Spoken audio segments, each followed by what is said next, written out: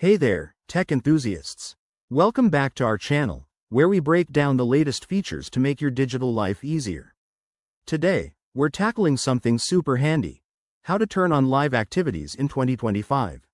If you're an iPhone user, this feature is a game changer, letting you see real-time updates right on your lock screen for things like sports scores, food delivery tracking, or even fitness progress. It's all about staying in the loop without unlocking your phone. Let's dive in. First things first, make sure your device is running the latest iOS update for 2025. This is crucial because live activities are part of the newest software enhancements. Start by unlocking your iPhone and heading to the Settings app. It's that gray gear icon on your home screen, easy peasy. Once you're in Settings, scroll down and tap on Notifications. This is where all the magic happens for real-time features. Inside Notifications, look for Live Activities. It might be a new option in this year's update. If you don't see it right away, double-check that your software is up to date, as Apple sometimes rolls out features in phases.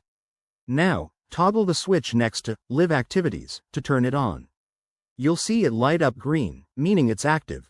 But wait, there's more. You can customize which apps get to use this feature. Scroll a bit further and tap on App Permissions, or something similar. It could be labeled as Allowed Apps in 2025. Here, select the apps you want, like your favorite sports app or ride-sharing service, to make sure they can push live updates. Why bother with this? Well, it's all about convenience. Imagine glancing at your lock screen to see your Uber's exact arrival time or the score of your team's game without missing a beat. Once enabled, you'll start noticing these updates popping up seamlessly.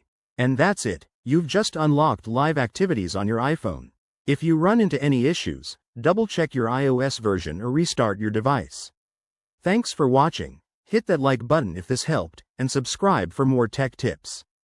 Drop a comment below if you have questions, and I'll see you in the next video.